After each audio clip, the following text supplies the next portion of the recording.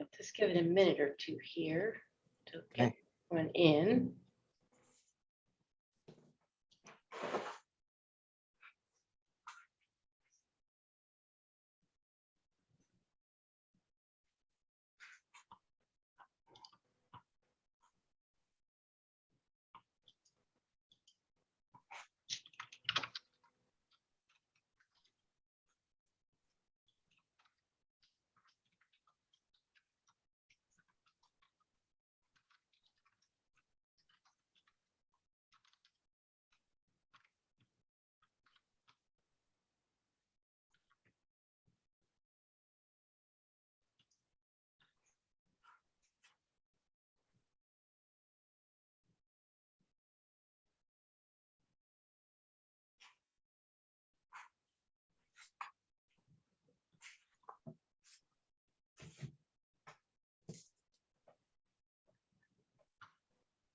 Oh, I think we'll get started here.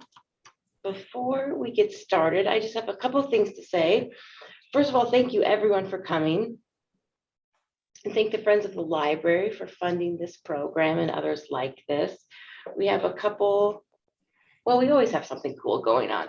On November 26th, we have a Peninsula Native History and Culture Trivia Night. We have a multitude of different book groups that you can join, and all of the events that we hold, you can find out about them on knowles.org on our website. Before we begin, we read a land acknowledgement statement. So the North Olympic Library System acknowledges that the land on which we live and gather are the appropriated homelands of Indigenous people. We want to express our deepest respect for those peoples past and present, including the Hoh tribe, Jamestown S'Klallam tribe, Lower Elwha Klallam tribe, Makah Indian tribe, the Quileute tribe, Quinault Indian Nation, Fort Gamble S'Klallam tribe, and the Skokomish tribe for their care of these lands throughout the generations. Let us learn more about the histories, cultures, and traditions of Indigenous peoples.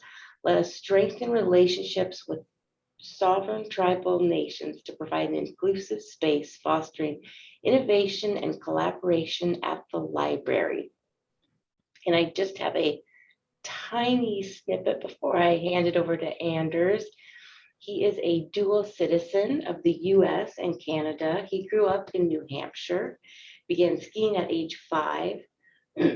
After earning a master's degree from the University of St. Andrews in Scotland, he settled in Italy, where he worked as a translator and English teacher and explored the Alps in his free time. And a little about the book that is available through our library. Every journey begins with a single step, or in Anders Morley's case, the shush of cross-country skis. For as long as he could remember, Morley dreamed of taking a very long walk. In his 30s, happily married and living in a faraway country, but pining for the silent and snowy winters of his New Hampshire home, he decided to unite his old dream with his equally long-standing love of winter. 14 months later, just as the snow was starting to fall, he set off alone to spend the 4 coldest months of the year, traveling on skis across the half-wild country of northwestern Canada. And I will pass it over to you, Anders. Great. Thank you, Annie, for that introduction. Can you hear me? Okay. Yep. Okay, good. So I'm assuming everyone else can hear me too. Thank you for that lovely introduction with the description, which sets the background nicely. So maybe I don't have to set things up quite as much. Thank you for your help with putting this together, and thanks to the Friends of the Library as well for making this possible. And to thank all of you in the audience for coming. I'm happy to have the chance to talk to you about my book. So as Annie said, my book is called This Land of Snow, A Journey Across the North in Winter. This is what it looks like, for those of you who haven't seen it. And at its most basic level, it tells the story of a journey I made on cross-country skis over the course of an entire winter, 4 months. It was the winter of 2012 and 13. And I traveled across the northern part of the 4 western provinces of Canada, British Columbia, Alberta, Saskatchewan, and Manitoba. Now, what I'm going to do this evening, I'm going to begin by talking a little bit about the background of the journey. So how and why it occurred to me to do something like this, which isn't exactly a normal everyday decision. Because I want to kind of set the story in its context. And then I'm going to go through the journey using some pictures to kind of guide you along the trail. And I'm going to stop at a few points and read some passages from the book to give you a taste of its variety. So at this point, I'm going to start sharing the screen. So you'll see me on one side or up in a little corner, and you will see some pictures. So bear with me for just a split second. Okay, so the screen should be sharing. Now I'm going to put the slides on full screen. Okay, can I have a thumbs up, Annie, if that looks good? Great, thank you.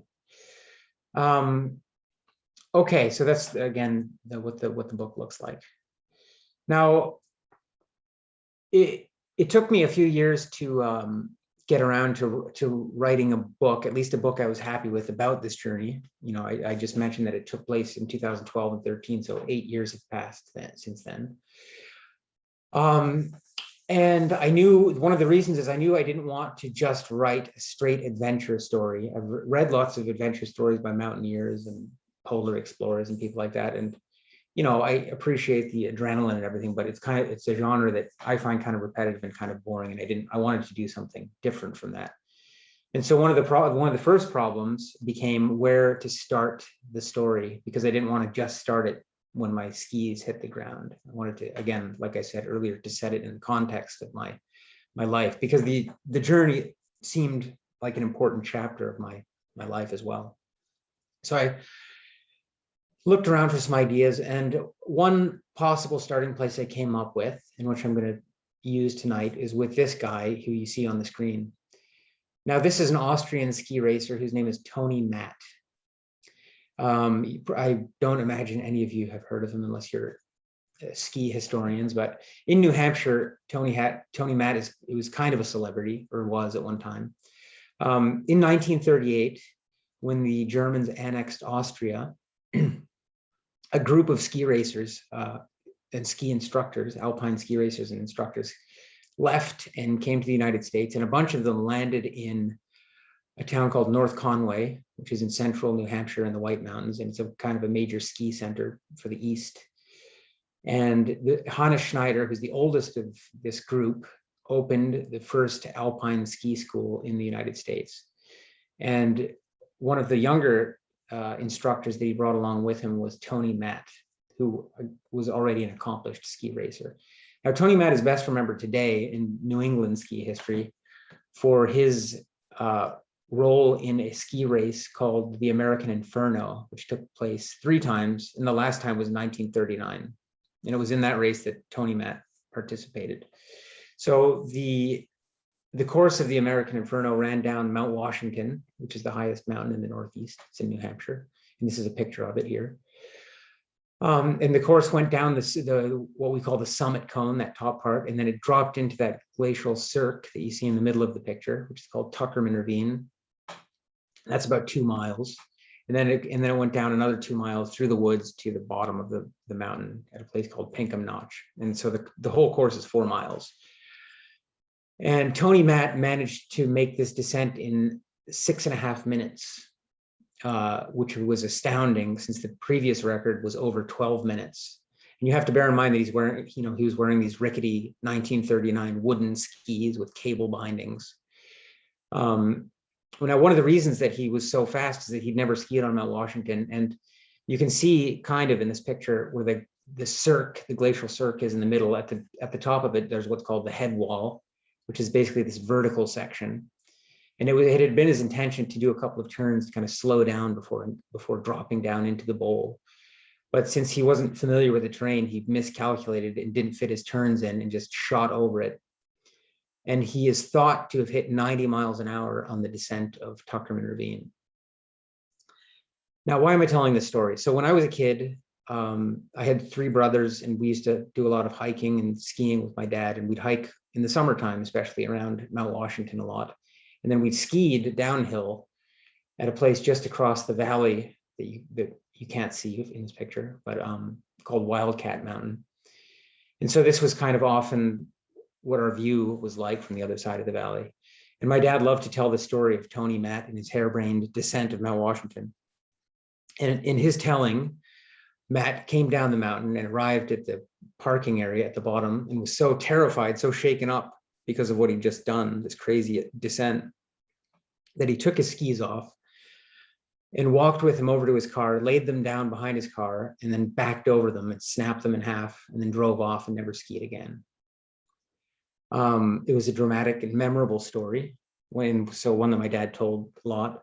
And so when I sat down to write the book, I thought that's kind of a nice story to frame my story with, because it can be construed to mean that sometimes it's possible to overdo it with skiing, which is sometimes how I feel about the journey that I describe in this book. So I started skiing, as I mentioned, when I was a little kid, about 5 years old. I started skiing downhill. And 5 or so years later, I discovered a pair of cross-country skis, old wooden cross-country skis in my parents' basement. They had belonged to my mother, who I had never known to ski. And so it was kind of an attempt on my dad's part to convince her that she loved skiing before I was born, but it never happened. But anyway, when I was about 10 or 11, I realized that the shoes that went with the skis fit my feet. And so I put them on and took off into the woods. So I grew up in New Hampshire in a small town, outside of town, actually, in the woods. And it snows a lot here. And so I would kind of go off exploring on the skis, on these skis in the woods. And it was kind of like just my summertime, the wintertime version rather, of going for a walk. Now, at this point, to get this story moving, since we're way back in the past, I'm going to fast forward about 20 years to my early 20s when I was in graduate school. And I went to Germany for a semester. I needed to learn German quickly. And so I went to do an intensive German language course. And while I was there, I met the woman you see in this picture. So that's me, the man in the picture, a young man. And this is Elena, who was an Italian woman who was also studying German. And to make a long story short, we eventually became a couple and got married. And I, a couple of years later, was living in Italy, in the town that you see on your screen, which is called Bergamo, or Bergamo, to use the Italian pronunciation. It's in northern Italy, about an hour northeast of Milan, and it's right at the foot of the Alps. You can see the foothills rising just behind the city. So I lived there for nearly a decade. And to fast forward again, after about 8 years or so there, I started, for reasons that I didn't really understand, to feel very uneasy. On the one hand, I was uneasy with the place. I felt kind of homesick. I mentioned that I grew up in a small place, small meaning not very populated, and Italy is a busy and crowded country. So at the time, that wasn't something that I appreciated. And I just felt, I think, in many ways, like I wasn't doing what I had expected to be doing at that age. What I had, this sort of, I wasn't fulfilling any of the dreams I had set for myself 10 years earlier. I don't know. It was just sort of an existential crisis, let's say. And I started to blame my surroundings basically for everything that wasn't right in the way that I felt. And just to give you an example of what I mean, and the lengths that I went to. One day while I was up for a walk in the Alps near Bergamo, I came up to this view and looked down on this little village here, which is a village of about 300 people. And the first thing I thought was, this isn't what a village with 300 people is supposed to look like. This to me looks like a city block that's been dropped into the mountains. And I thought, this is what a village with 300 people is supposed to look like, of this little New Hampshire village. Now, of course, I realize how absurd this is now, but I'm just telling this story to give you an idea of sort of how kind of extreme and unreasonable I had become in so many ways. So I started at first as kind of medicine to just go up into the mountains near Bergamo a lot and like look for places that in some way reminded me of home or that weren't so crowded. And it was while I was thinking this way that I one day bought a copy of National Geographic at a newsstand. And I brought it home and opened it up, and it happened to fall open to a 2-page spread with this picture. And the picture immediately resonated with me, even before I read the article or knew what it was about. And I thought to myself, that is what I need to be doing, something like that. Now I should say that I mean, it's probably obvious at this point that I'm kind of an outdoorsy person, always have been. And I had long wanted to do some kind of a continental scale self-propelled journey. But I always imagined it'd be something, slightly more conventional, like, hiking the Appalachian Trail or the Pacific Crest Trail or something like that. But now I began to think, the doing it in the winter would kind of add a layer of remoteness, and what I wanted at this point was remoteness. I'd become kind of a misanthrope, to be honest. And so the idea of getting away from people seemed like I could do it more effectively in the winter. So I started spending more and more time up in the Alps skiing with my little dog, who you see in the foreground of this picture. His name is Beowulf. And I also started thinking a lot more of this guy, who in my early 20s had been kind of a hero of mine. Now, this is Friedjof Nansen. Some of you may know that. He is probably the best known Norwegian explorer. Known for his first crossing of Greenland in the 1880s on skis, and then later for his attempt to get to the North Pole. He wasn't successful, but he got closer than anyone else had. Now, in my early 20s, Nansen had been kind of a hero of mine. And what I especially liked about him was that he seemed to have kind of a practical approach to skiing. Skiing for him was kind of like, it seemed to me anyway, basically just kind of the way you got around in the wintertime.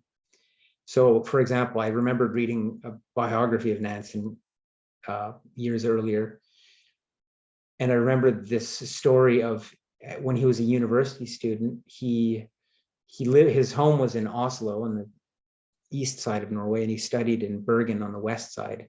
And I think it's the distance between the two cities is about 300 miles, and there's a mountain range in between them.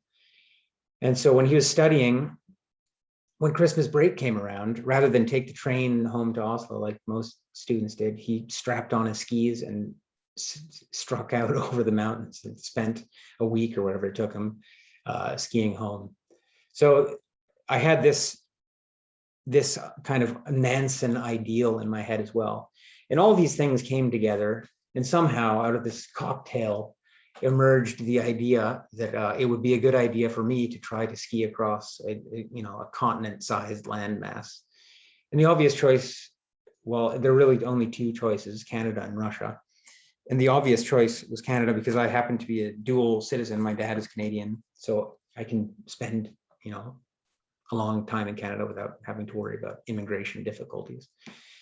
And so the next thing, I had kind of started thinking about a route, and I came up with a line that looked something like this.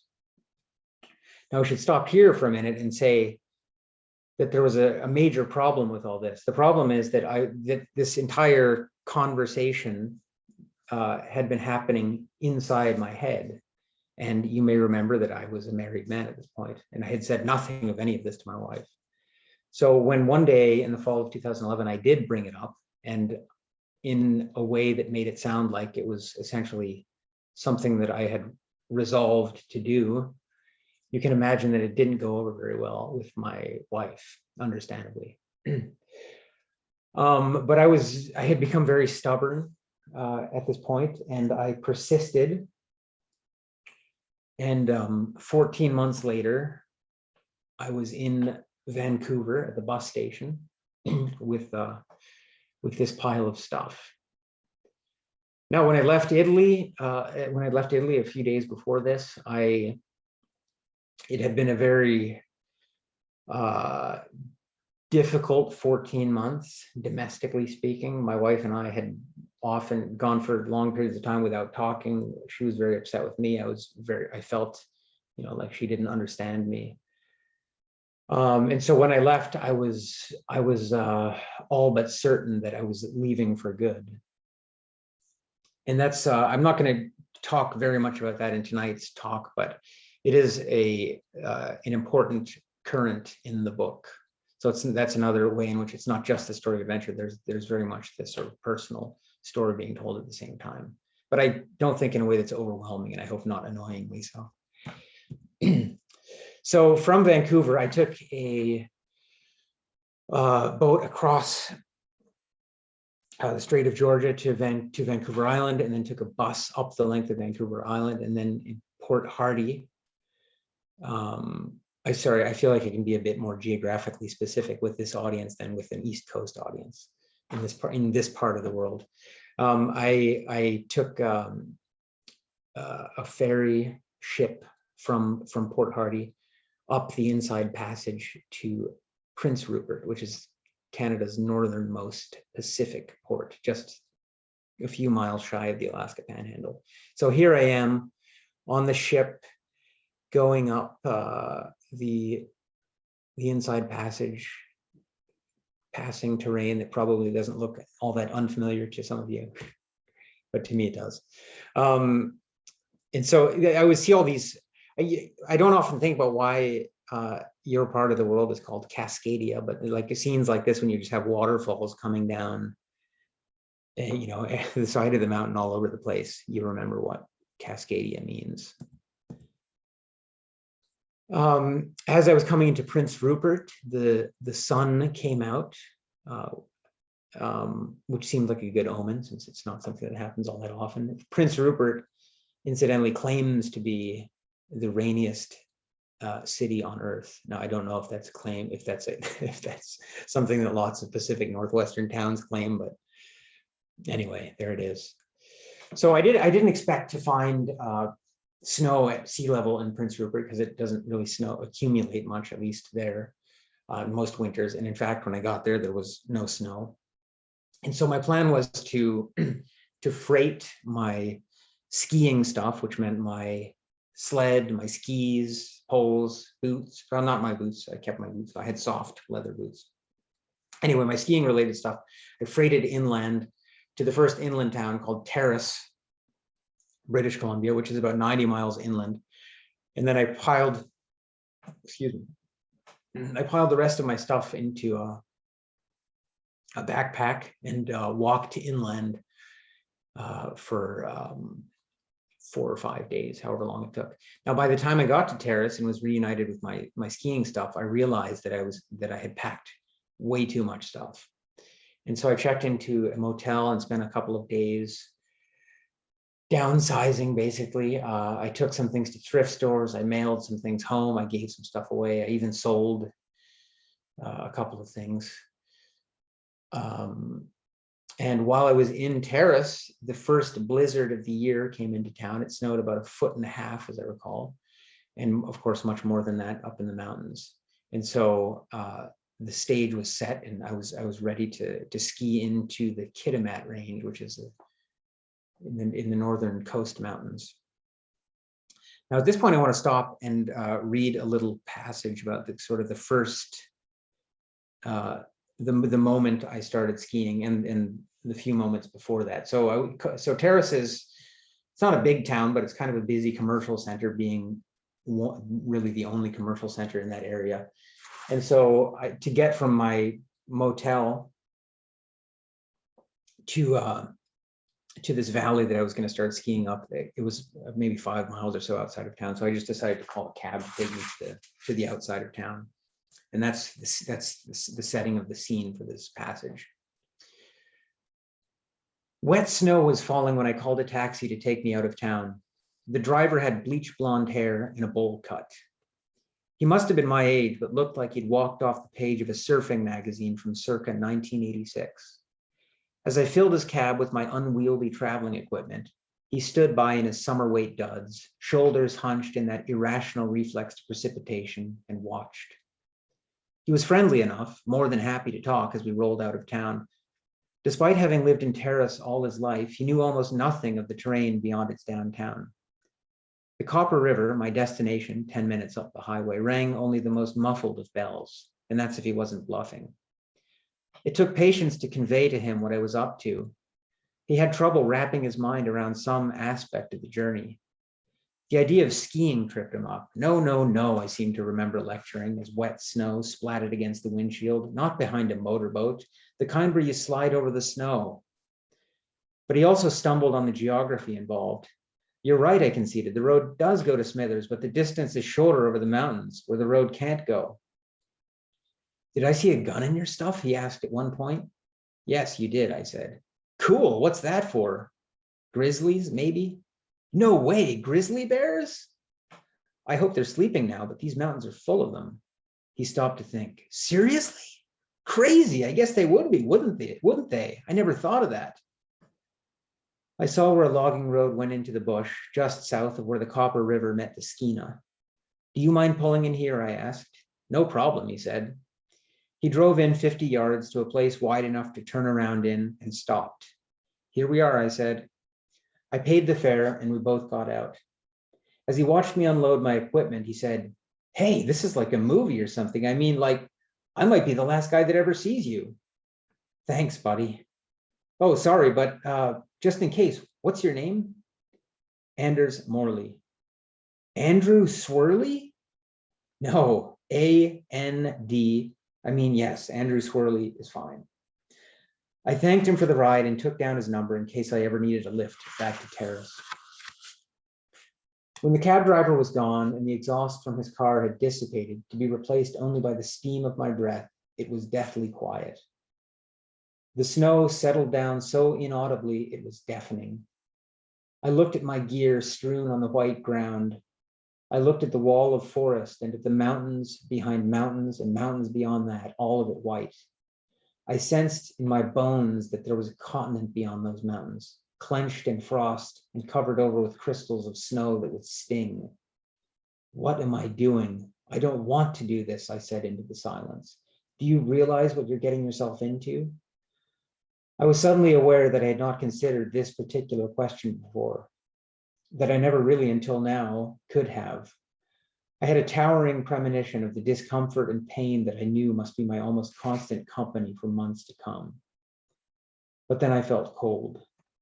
I learned very quickly that living outside in the wintertime leaves no time for standing around thinking. Movement is the creed of the northern winter, and until movement generates fire, it must be ceaseless. So I briskly set about assembling the hauling system for my sled and loaded my food and camping equipment. I had never pulled the sled before. I would have been embarrassed to admit. I'd read a book the year before by another snow traveler who had made just this admission and thought, what a rookie. Could you imagine such a thing? I decided to try first without using skins for traction. I rubbed grip wax into my skis, slid into my harness and pulled, but nothing happened. I thought of Buck, the invincible sled dog in the Jack London story, and tried again, but the suggestion did nothing to make my sled budge.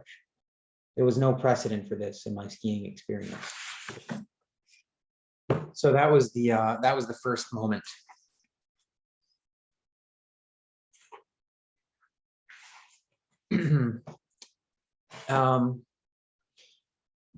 So I was somewhere near where this picture was taken. This was taken on the first day, skiing up the valley of the Copper River. I was still pretty close to the Pacific, so you can see there's a lot of moisture in the air, and it was pretty warm by day. It would go up above freezing during the day, but it would always freeze at night. And my first objective was a smaller town called Telqua, which was on the other side of a pass called Telqua Pass from Terrace. And the distance between the two was probably somewhere in the neighborhood of 100 miles. And I expected to be able to do it in 4 or 5 days, but it ended up taking me over a week. The snow was deep and it was wet, and sometimes the terrain was pretty steep. So it was pretty hard going. It was actually physically the most demanding part of the winter. So it was kind of a crazy way to start off, but it did toughen me up pretty quickly. So in this picture, I'm going up. In the first 20 miles or so, there were some snowmobile tracks, which I was grateful for because it meant I didn't have to break trail. You can see from how I'm dressed that it wasn't terribly cold. This is 3 or 4 days in to the climb. So you can see, I like this picture because it shows you that it was kind of this staircase-like progression. This is looking back towards the west. And you can see that the land is kind of going up in steps. So it would go up a little bit and then sort of flatten out for a while and then go up again. Now this picture is I've included as kind of a parenthesis because not everyone who comes to these talks, of course, is a cross-country skier, and people who aren't often wonder about how it's possible for someone to ski uphill. And the answer is climbing skins. So climbing skins are these bits of fabric, these strips of fabric that adhere to the bottom of skis. And they have a diagonally backward oriented nap into the fabric so that the skis can slide forward. But if there's backward pressure exerted on them, they bite into the snow and it keeps the skier from sliding downhill or backwards. And I had 2 types of climbing skins. I had these short ones that just gave me enough traction to pull my sled or to climb moderate grades. And then I had full length skins that went from the tip to the tail of the ski to go up steeper terrain. So that's the end of the parenthesis. About 4 days in, I got up into terrain that looked like this. And so this was entering the pass proper. This is one side of it, and there was kind of a mirror image of a few mountains like these ones on the other side. As it narrowed, I started having to ski across snow-laden talus slopes like this that were kind of sketchy and a little scary with my basically 100-pound anchor tied to my waist. I was pretty concerned about avalanches. And as I was thinking about avalanches, I suddenly heard a boom, a very loud boom in front of me. And the whole snow-covered side of this mountain slid away and this powder snow billowed into the air. It took me, well, I was kind of shaken up, of course, but I did have enough presence of mind to dig out my camera. It took me a couple of minutes since it was back in my sled. But even a couple of minutes later, you can see that the snow still hasn't entirely settled to the ground. This was disturbing because it was late, very late in the day. It was almost dark at this point. And I knew I was going to have to camp somewhere near one of these slopes that you can see in the picture, and I did. And it was the first time that I felt rather scared, I have to say, and kind of doubted. Well, I doubted in that first moment a bit, but now my doubt was based on something concrete about the doubt about the wisdom of what I was doing. But I did get through. It took me a little over a week to get across that pass, and I came down to the town of Telqua, and I met some lovely people there who invited me to spend a night in their house. And that was the first of many encounters that happened, human encounters that happened over the winter. And those became important to me personally, but they're also important to the story because they kind of I guess encouraged me, restored my hope in humanity or something like that. And they basically corrected the sort of misanthropy that I had been subject to in recent times. So that arc is important in the book. This picture here is not a great picture, but it's here for anyone who is like a gear nerd, which I'm not. But I had this very fancy sleeping bag made by a company called Stevenson's Warm Light, which is now defunct, unfortunately. But it was a little kind of cottage industry based actually right here in New Hampshire. And they made basically just 2 pieces of equipment. They made these sleeping bags for extreme cold and then tents also for extreme cold. And they're kind of a cult item among polar and high altitude explorers. And so it had all sorts of fancy bells and whistles, which I won't bore you with, but I thought you should see what my sleeping bag looked like. I was never cold, or almost never cold in the sleeping bag. There was one night when I was a little bit chilly, and you're going to hear about it in a minute. Now, 2 or 3 weeks into the journey, I was not very far past Telpla in the grand scheme of things. And I started to realize that there was no way that I was going to make it all the way across Canada, as had been my original intention, in 4 months, or however long winter turned out to be. And so at that point, I really started to think in terms of skiing across the season more than skiing across this predetermined space. So it became my objective, to last until the end of winter, as measured by the calendar. I was getting, I was already getting I was tired, and I was lonely a lot. And so it was about 90 more days, let's say. So I guess I was a month into it. And that seemed like just reducing winter to a number seemed like somehow it made it more manageable for me. Now, this map here that you see shows the journey that I actually ended up making between November of 2012 and March of 2013. My objective from the beginning was more or less to kind of to straddle the 55th parallel, which corresponds roughly to the heart of the boreal forest, the taiga. And I was interested, that's an ecosystem that I was interested in. I kind of wanted to follow it across the country, because it seemed like the country that skiing was meant for. Like it's what we associate with Scandinavia or Siberia, places like that where skiing has a long history.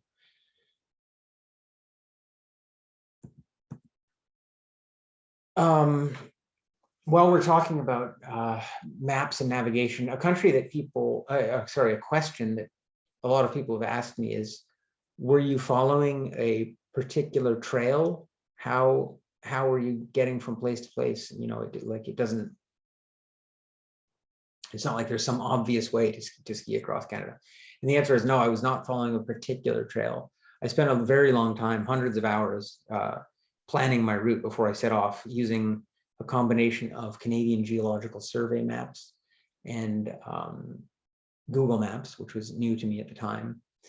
And I had my route planned in actually great detail. And I more or less adhered to the route. I made a few minor changes here and there, but it was a combination of things. So in some places, like crossing that first section of mountains that I described, I used normal trails, like the kinds of trails that people hike on in the summer.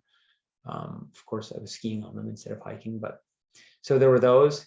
Then in British Columbia, I used a lot of logging roads. As you probably know, there are tens of thousands of miles of logging roads in British Columbia, and most of them in any given winter are not plowed. They only plow the roads where they're actually taking out timber in a given winter. So what you see here is a logging road. This is obviously a kind of a major artery. It's got 2 lanes and electrical wires, but lots of these smaller logging roads that weren't plowed, just had a few feet of snow lying on them, and they became perfect ski trails for me. Then in Alberta, I would sometimes ski along the railroad, which sounds kind of squalid to a lot of people, but it really wasn't. You have to think. So here I happen to be coming into the rail yard of a town called Chetwynd in British Columbia. But in most places, there are many places in Canada where railroads go, but where there are no automobile roads or no towns, for hundreds of miles. And so trains would come by, once a day at the most, sometimes once every 2 or 3 days. And so it looked like this. And if it happened to snow after the last train passed, this would be snow covered. So it was kind of the same effect as the abandoned logging road. And then once I got into Saskatchewan and Manitoba, I was on the Canadian Shield, that sort of bedrock that comes up close to the surface. And there were tens of thousands of lakes, all of which, of course, were frozen and snow covered. And so those became my trail. Because of this, I think part of it, because of this kind of patchwork navigation, I did a lot of thinking also kind of philosophically about the ways that we relate to landscapes and especially how we move across them as humans. And I would see other animals and think about how they moved, and they always seemed so much more elegant compared to me dragging my clunky sled, like breaking snow and making this racket, relatively speaking.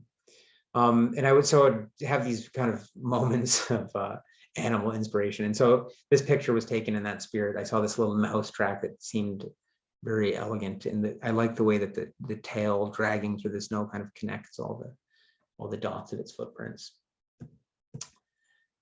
This is a picture of the Peace River in northeastern British Columbia.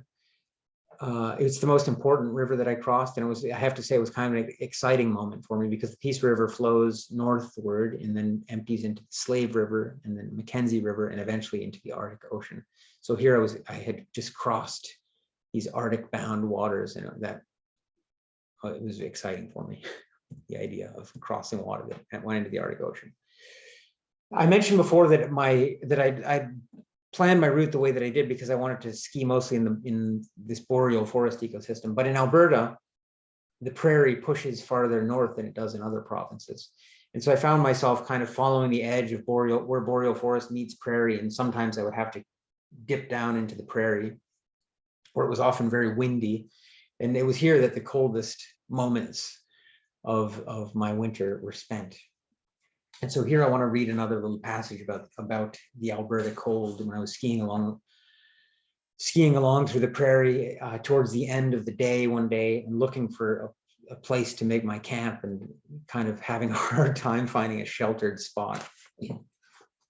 And I came upon what looked out in the middle of the prairie, what looked like an abandoned house. The house looked abandoned. The cold bite of the wind brooked no second thoughts. Seeing it and turning to it were one action. In deep cold, the thoughts that under other circumstances punctuate actions are absorbed into the movements themselves, resulting in a stream of consciousness activity.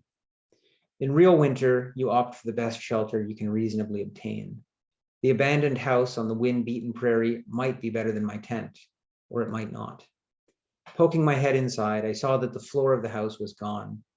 I tiptoed along the spines of the few remaining joists, which were studded with nails to keep from falling into the debris-filled cellar. I crossed the main room to explore the two smaller rooms at the back of the house. Their floors were warped and cracked and littered with scat. Snow was drifting in. My tent was better than this. Back outside, now that I hadn't been skiing for a minute, I could feel my temperature plummeting. The wind began gnawing its way into my mind. I knew I had to act fast, so I pitched my tent in the partial wind shadow provided by the house and a broad-skirted spruce tree nearby. I worked as fast as I could, but my fingers were soon in sharp pain. The snow was shallow in the wind, so I did jumping jacks until the blood started coming to my fingers again, and then went on working until the tent was up and my sleeping bag and gear put inside. I had heard of people using this sleeping bag comfortably at 70 degrees below zero. Wanting to test its reputation and expecting the temperature to approach 40 below that night, I opted to sleep with just the thicker of the two tops, at least to start with.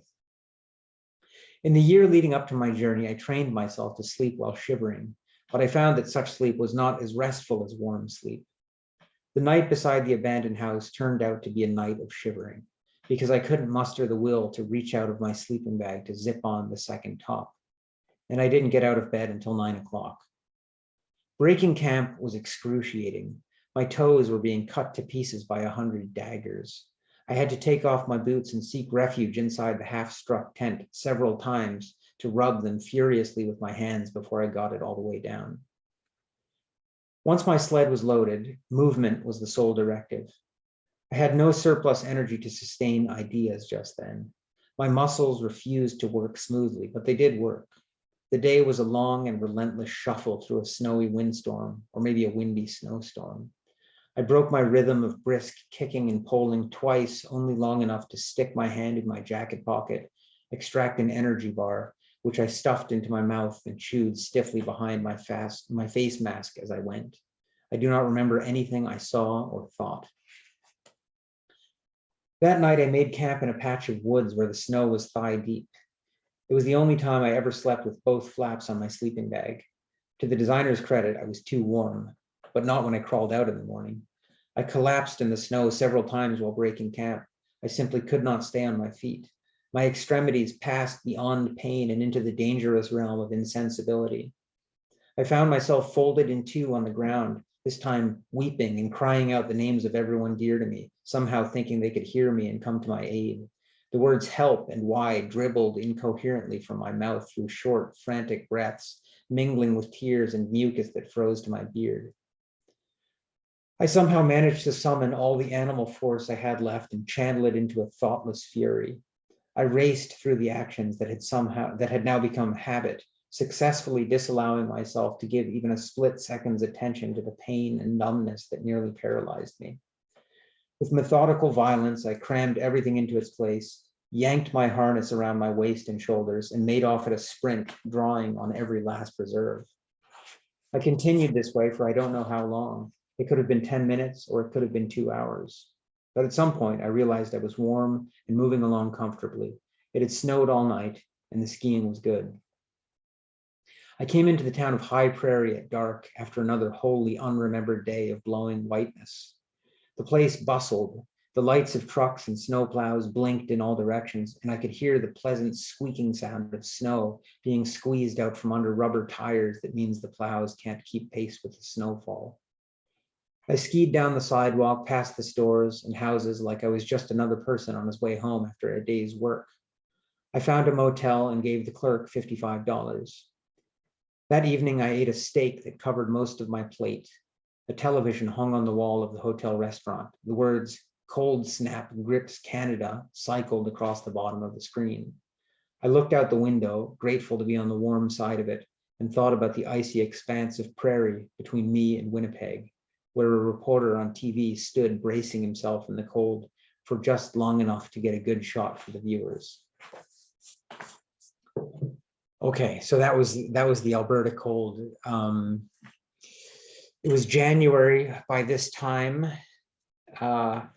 This picture, again, is one of the, it's not a great picture, but it just shows along the side of this road that I happened to cross. The snowbanks kind of had this serrated form just from being under this constant pressure from the wind. This is in northern Alberta. I like this picture just because it kind of, it's in some ways seems like a typical scene of that part of my journey. These small northern communities, it was just kind of a little cluster of houses and aspen and large trees. And there were these long twilights, both in the morning and in the afternoon. And there was often sort of pink light. This grain elevator, of course, was in the prairie part of the journey. It wasn't something that I had expected to see necessarily. I didn't really know that kind of like stereotypical prairie extended that far north. And at this point, I was skiing along the shore. Basically, actually, I was skiing on the lake. This lake is called Lesser Slave Lake, and it was the first of three really big lakes that I skied either along or across. And it was in Alberta. This is another equipment picture for those of you who are curious about that kind of thing. This shows my tent, which is a tunnel-shaped tent, which I picked because these are very wind-resistant tents. It's divided into two compartments. The part farther away from us is my. Oh, I'm sorry, I've got this sort of yawn that won't come out this evening.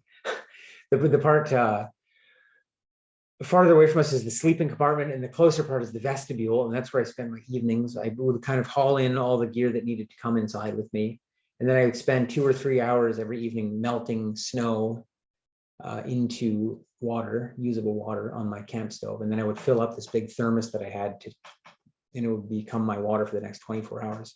While I was waiting for the snow to melt, I would eat my supper and I would write up the day's events in my diary. So it was a productive time of day. And then after that, I crawled into my sleeping bag and slept. Here, it's now February the days were getting longer, and for whatever reason, the second part of the winter was a lot sunnier than the first part, and I was in Saskatchewan at this point, and it was just beautiful skiing, this sort of glistening snow, and it was very slippery under my skis, and I just felt like I was in the skier's pure element.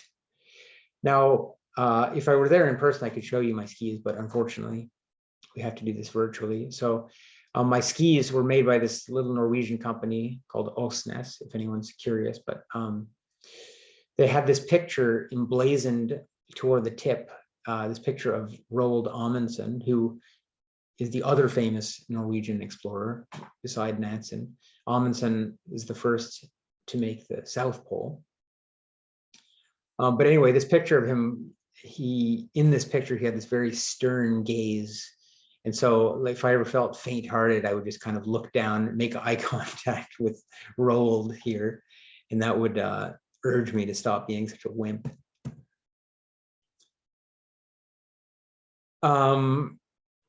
I mentioned earlier that I met a lot of people along the way and that they become a major part of the story. One of my favorite characters in the book lived in this log house in northern Saskatchewan. His name was John Skopik, but he preferred the nickname the Cossack. He was of Russian and Ukrainian origin, and he was just a hilarious, crusty northern character. And there's an entire chapter in the book devoted to him, which I'm not going to read from this evening, but if you do read the book, I hope that you appreciate that chapter. It's one of my favorites. This was so he was very much a bachelor, and he had lived a pretty basic life. This was his kitchen. He did have a couple of electric lights, and one tap was running water in his bathroom, which was his only water for the whole house. Yeah, he was an interesting guy.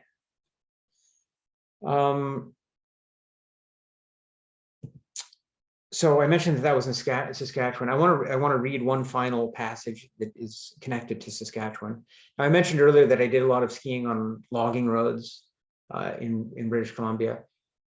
In Saskatchewan, I skied mostly on lakes, but there was one section when I needed to move north, a few days north. And so I was skiing on this gravel road, local road. It was like a logging road, like a British Columbia logging road, but it was a public road, provincial road. But this was a very sparsely populated part of Canada. And so it was the kind of road that, a few cars a day would come by. And it was in an area, most of whose population was Indigenous, Dene and Cree in particular. And so this road kind of connected a Cree reserve called Waterhen Lake Reserve, and then another reserve to the north called Keno Lake. And so that's the context. I was skiing along this road, and every now and then some people would come by and sort of ask me questions. And so I became kind of, for a few days, a minor celebrity along this northern Saskatchewan road through the bush. So I would often ski it at night as well. I kind of got into the habit fairly early when the days were short, because the idea of spending 16 dark hours in my tent was very unappealing. And even when the days got longer, I often found that I kept skiing after dark. So this is February, the days are longer, and yeah, that's the context you need. At about 7:30, the headlights of a truck came up behind me. The woman in the passenger seat said she and her husband had seen me that morning, and now they'd brought their snowshoes with them in case they didn't find me along the road. They were prepared to follow my tracks into the bush to my camp and deliver warm food.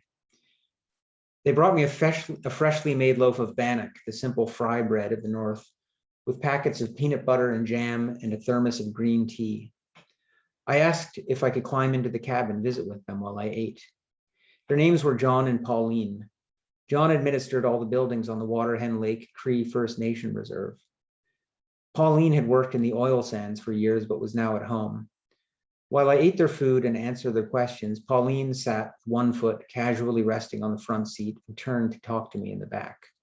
I couldn't see much more than their profiles in the dark. John looked straight ahead into the night, turning only occasionally, and quietly sipped at a can of Budweiser. "I'm a modern Indian," he said in a voice soft and deep. "I admire someone who can spend a night outside in the winter."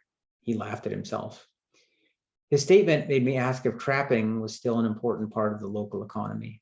The question was tied, in my mind, to my observation that snowmobile tracks in Saskatchewan seemed to go purposefully over the land, not like the tracks I had seen in Alberta and British Columbia, which in their aimlessness seemed to be almost exclusively recreational. John told me he'd learned the rudiments of trapping from his father, but had never taken it up himself. "Up north," he explained, "it's still important, but around here it's dying out with the old guys." When talk turned to my onward route, John guessed I would be in Cano Lake, where cano rhymes with nano, not anew, or sorry, I should say where canoe rhymes with nano, not anew, which was the next reserve to the north by Saturday. It was Thursday now. "We'll have to round up some Cano Lake girls to keep you warm," he said. Another truck came along and stopped to ask if we were all right, sitting along a lonely road of a winter's night. The conversation was in Cree, which from here to Quebec is still widely spoken alongside English. John told the men in the other truck that everything was fine. After the men moved on, John gave me a simple survey of the indigenous geography of the land ahead of me. Cree territory extends from here northeast to Beauval. Between Beauval and Pine House Lake is Dene country. North from Pine House, it goes back to Cree. It was cold when I got out of the warm truck after 45 minutes. When the truck was gone, it was darker than before. We'd been sitting on a rise in the land, and under the stars that seemed to wink messages at each other across space, I could see for miles over the rippling land to the north where not a light shone. Such stillness, I guessed, I would never know again. An hour later, I looked for a pocket in the bush where I could pitch my tent. A truck coming north along the road from Meadow Lake braked when the driver saw the red of my back against the unbroken white of the world in his headlights. The truck stopped ahead of me and a man got out and walked my way. We stood 2 feet from each other, but I couldn't see his face. His voice reminded me exactly of Michael Gross's, the Hutterite man I had met in Alberta. I don't remember what he said, only that he was there and that a few seconds later, all trace of him was gone. I slept late again. I'd covered so much ground over the past few days, I joked to myself, that my internal clock still hadn't made the adjustment to Central Time. The sun was high, and the red light it created inside my tent was bright as I lingered over a mixture of hot chocolate and coffee. As I savored the coming alive of the day, I heard the crunch of tires slowing down on snow.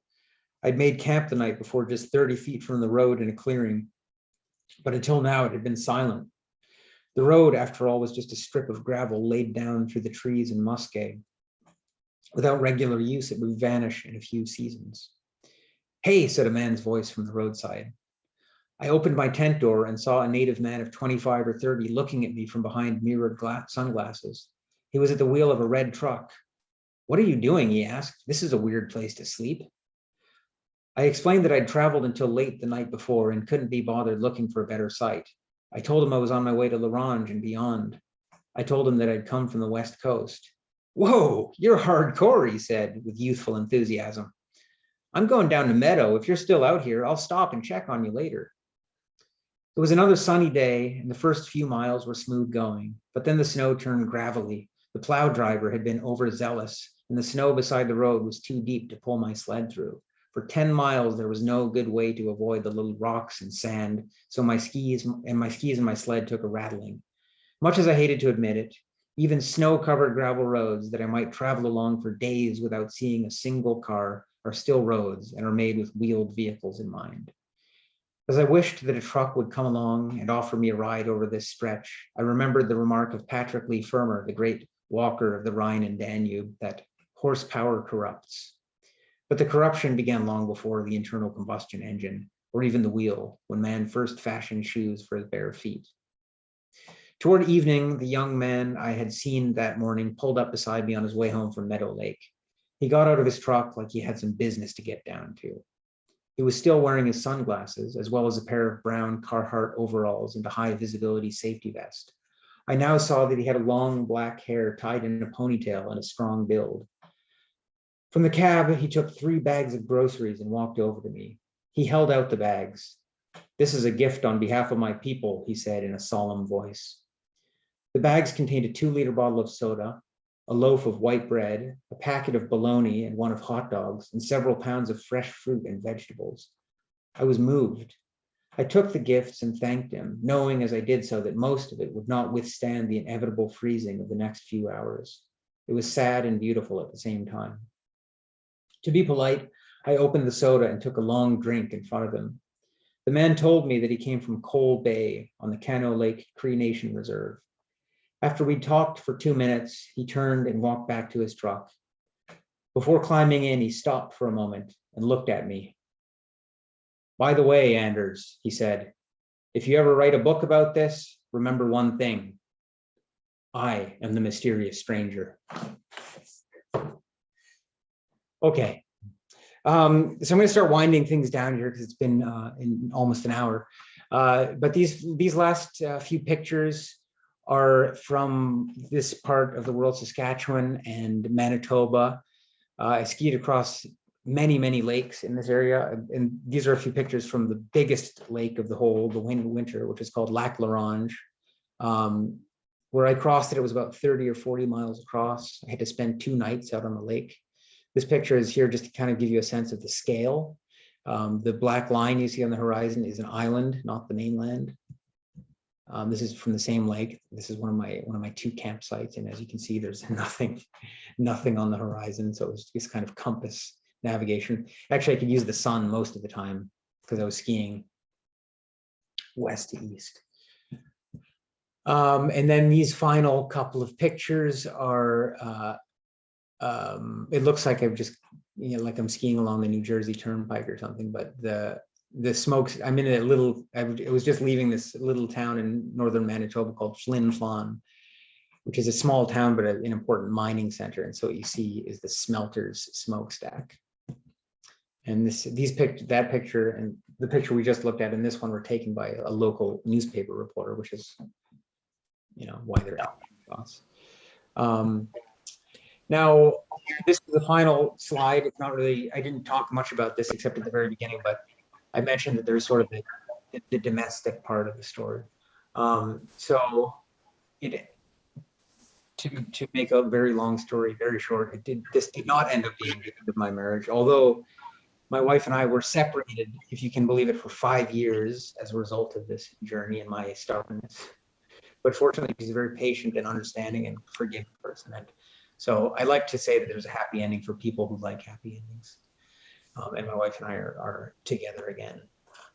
So there you have it. I'll take it off screen share. And if there's time, I would love to answer any questions you might have. Oh, actually, there's one thing I want to mention before I go to questions. Sorry. It's not the first time I've forgotten this. So you remember the Austrian ski racer that I started this story with? The guy that ran over the skis and broke them after he raced down Mount Washington.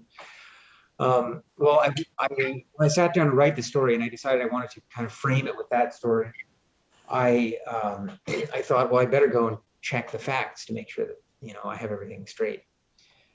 And after doing so, I discovered, and I even sent an email to a New England ski historian at the New England Ski History Museum, which is here in New Hampshire, to ask, because I couldn't find anything about this business of Tony Matt running over his skis and never skiing again.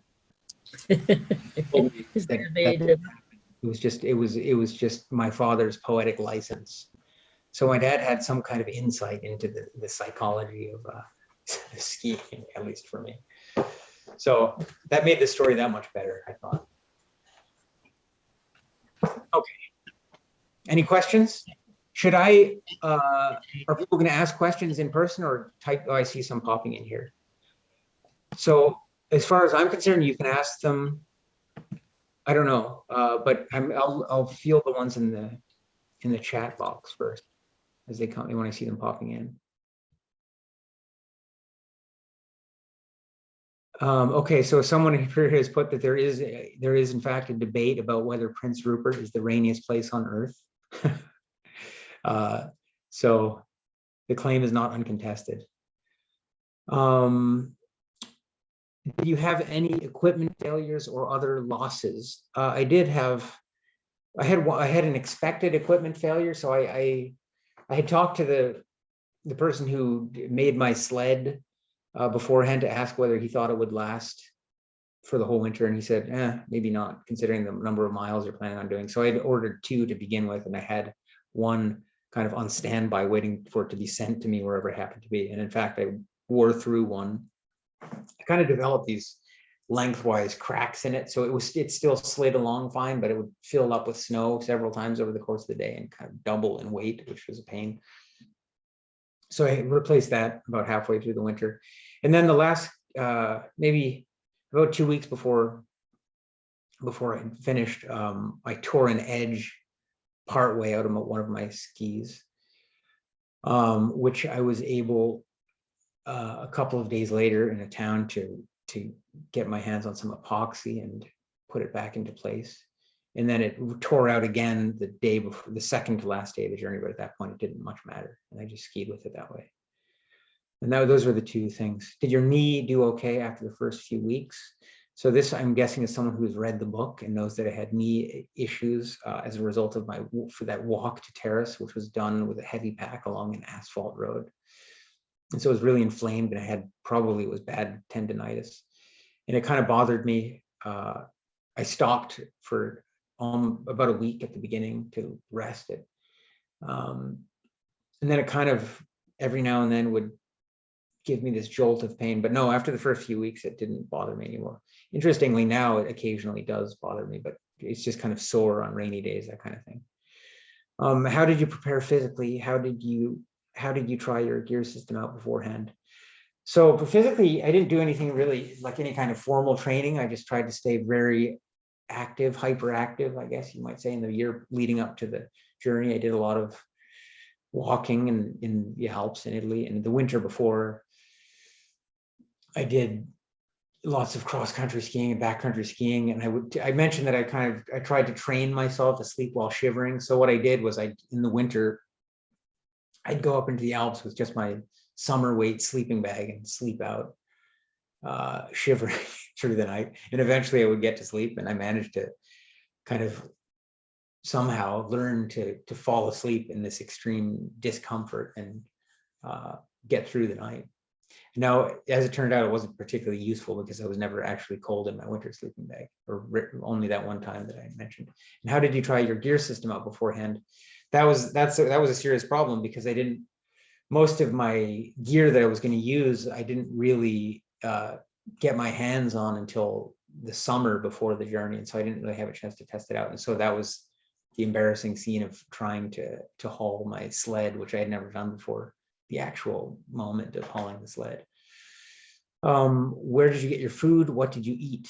Okay. So my main meal was supper. That was my one hot meal of the day. And it was mostly stuff that I had dehydrated myself, kind of various combinations of meat, different kinds of meat. And so there was like beef, chicken, tuna fish, things like that, combined with various kinds of starchy foods, pasta, quinoa, stuff like that. And I kind of mixed them in ways that I thought made like sort of appealing meals. Some worked better than others.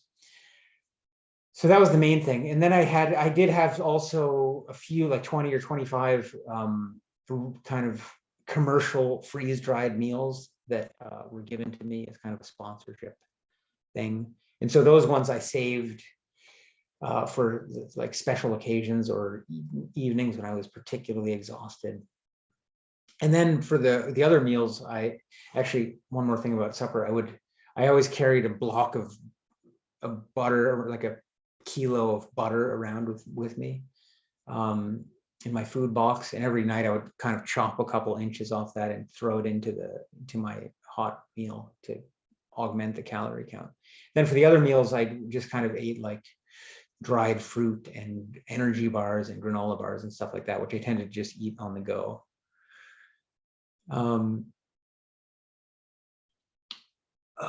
Any significant wildlife encounters? Yeah, I did have lots of, I had lots of insignificant isn't a very nice word to use, but I had lots of, let's say, more sort of commonplace wildlife encounters with things you expect to see, like snowshoe hares and grouse and squirrels and stuff like that.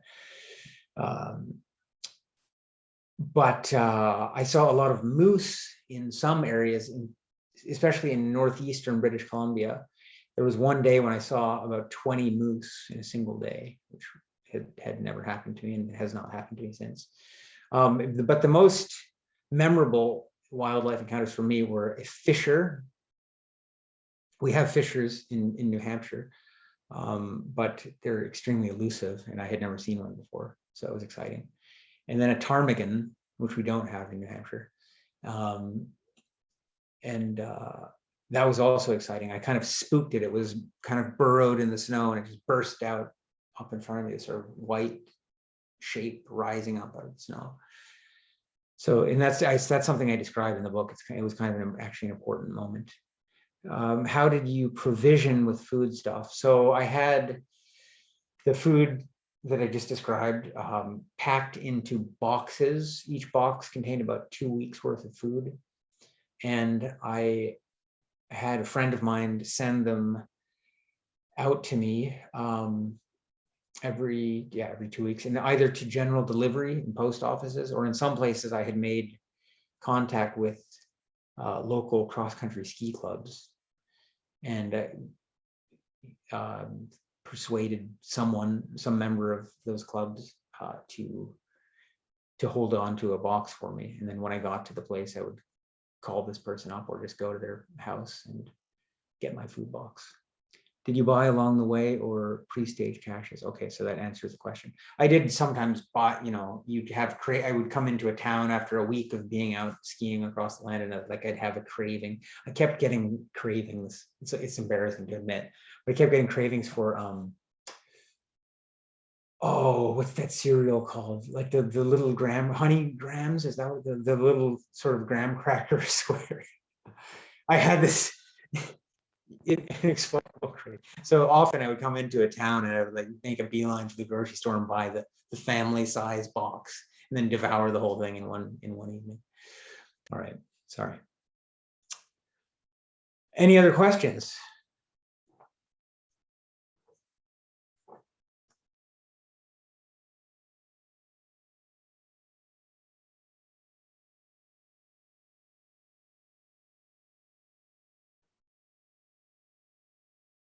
All right.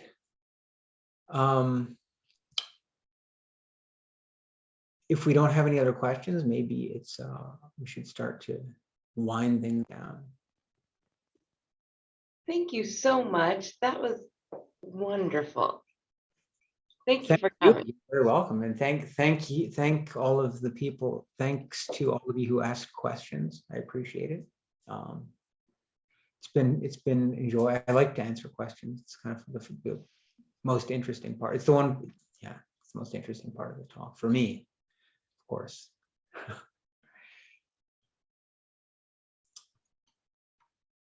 Well, thank you, Robert, for the compliment that has popped into the chat box. Great.